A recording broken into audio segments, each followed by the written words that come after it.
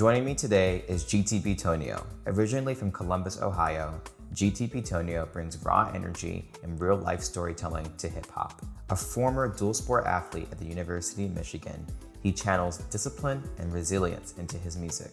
Now, he's building momentum with his new album, Motion.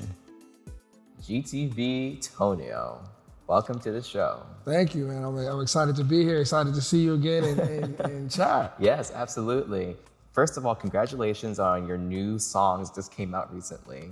Those are amazing. I've been listening to them nonstop. Shake, Motion, Throw It Back. Yeah, describe these songs and the process of creating them.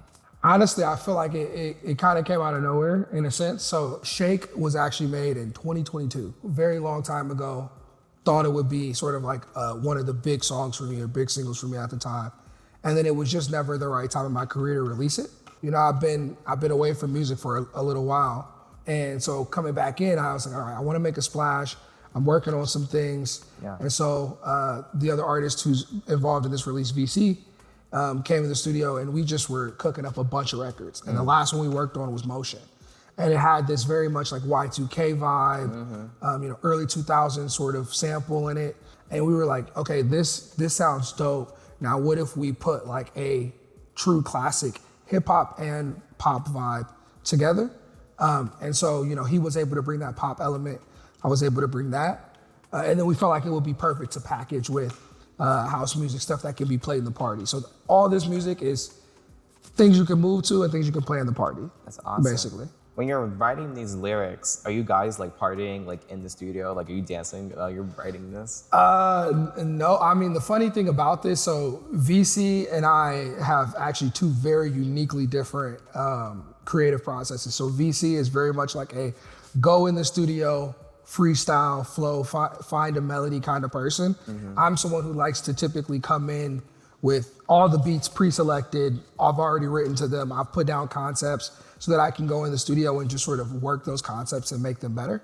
This was kind of actually a unique scenario where, vibes are already high because I'm in there with people who I consider friends who are also artists, right? Yeah. And so we're working and we're running out of time and we're like, hey, there's this cool beat. It's not necessarily your genre or your type, but jump on this with me. Let's see what you can do. And so VC comes in, freestyles this insane melody, starts to put down the hook. And I'm like, all right, I think I can come up with something super quick. And so I'm basically like going bar by bar, freestyling a little bit, and then at the same time like writing ahead of that in my notes. Yeah. So like I'm just writing this verse out, and we knocked it out in like 10 minutes. How did you and VC actually get to meet? I think it was 2023, right after I had put out Wait No More. Yeah. Which is, for those who don't know, is my biggest song ever to date. I was a big fan of this YouTuber who is very much tapped in and sort of an influencer in the underground artist space. His name is Patrick CC. Well, Pat he had this thing that this thing he called aux battles, where he would basically pick different topics and people would battle over them, play different songs, and the crowd would vote, right? And so he decided to do a pretty cool concept, which is aux battles specifically for independent artists playing their own music. And so in order to get in that, you had to submit your music, like explain why you should be on aux battles. And he went through thousands of entries over several weeks on his stream.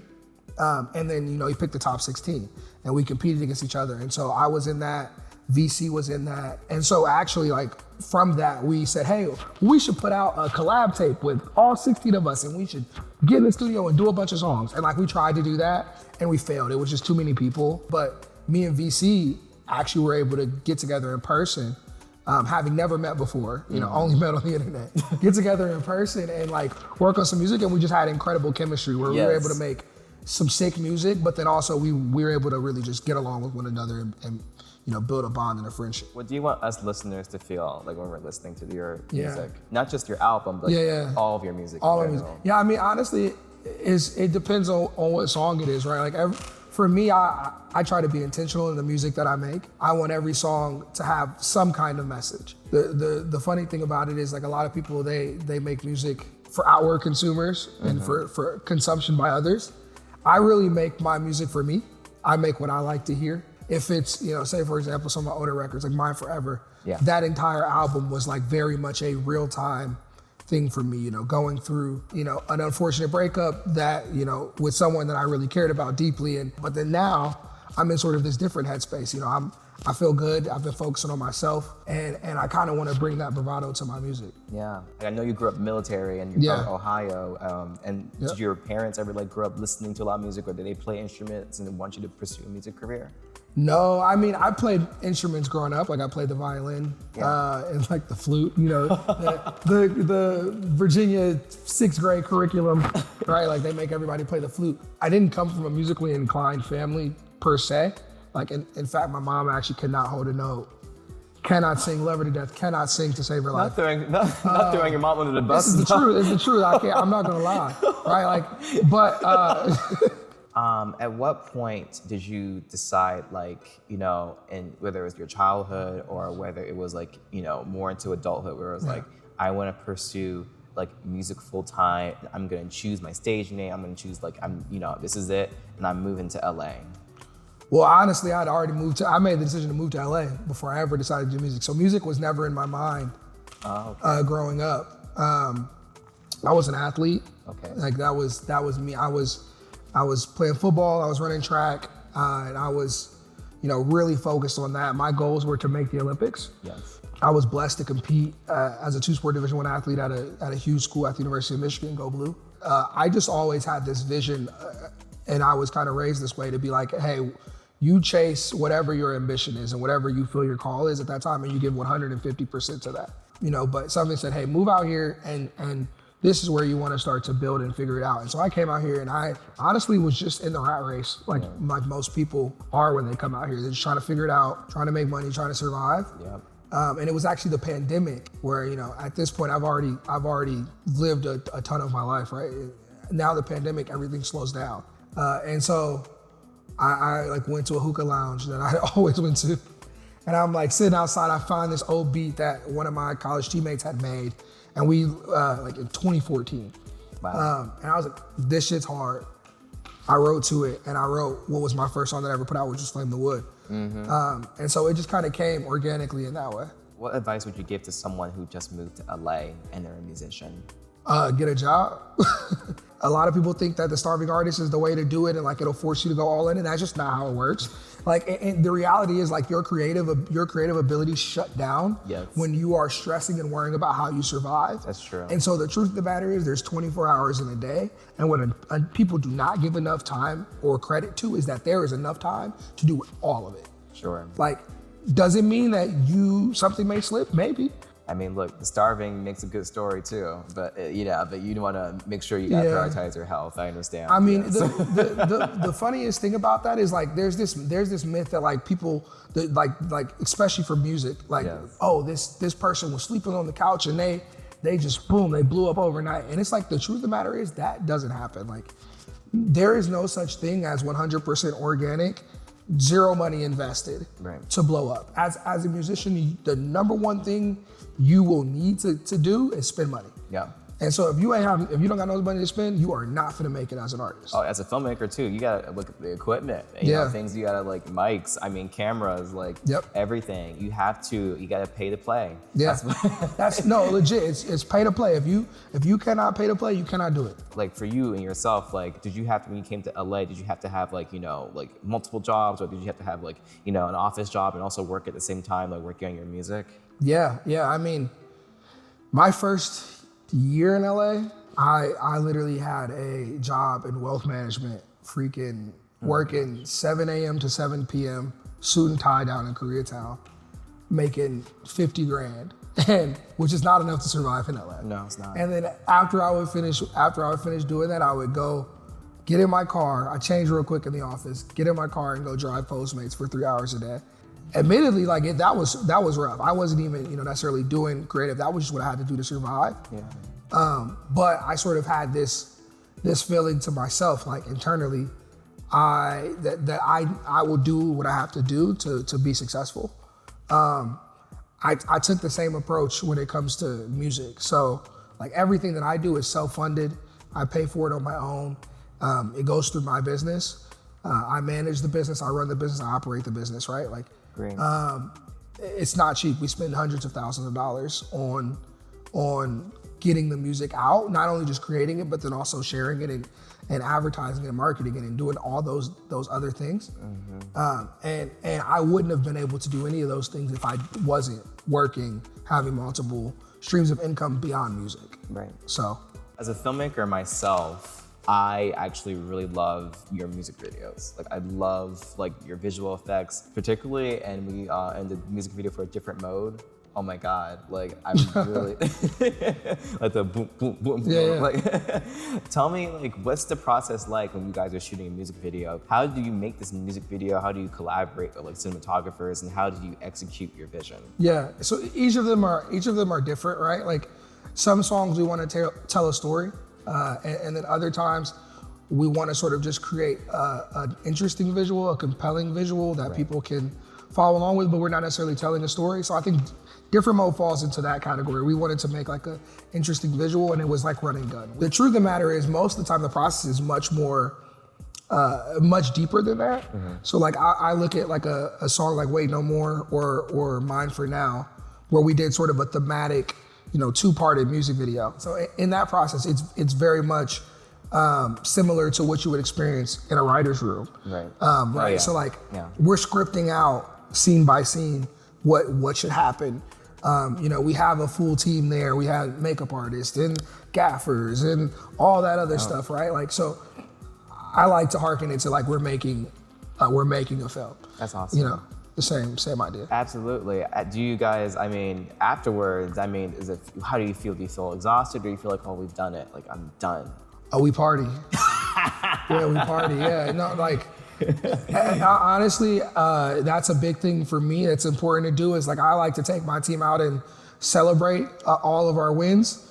It's sometimes it can be a little expensive, but like we do that because like this is one of the things. Like honestly, music doesn't make a ton of money, especially not right away. Yes.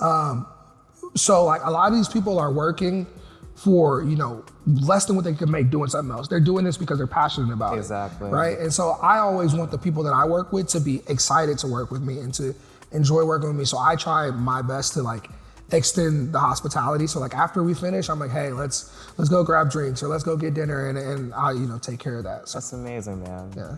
And that's beautiful that you like are just like looking out for everyone on the team.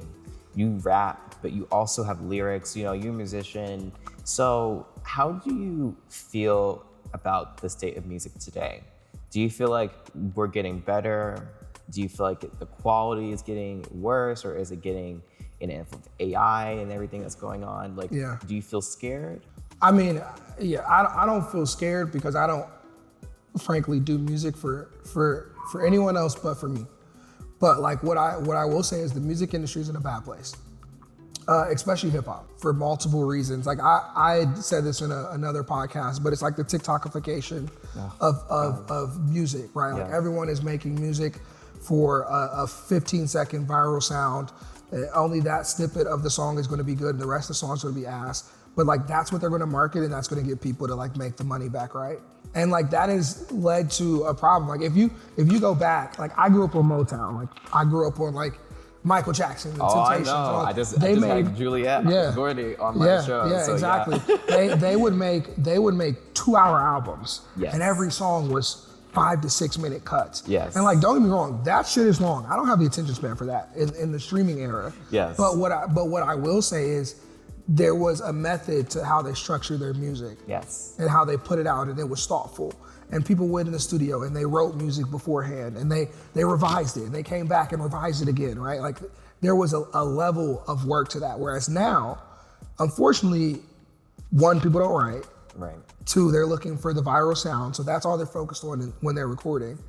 And they don't go back and revise shit. They just, boom, microwave the quickest number of songs they can and put it out and see what sticks.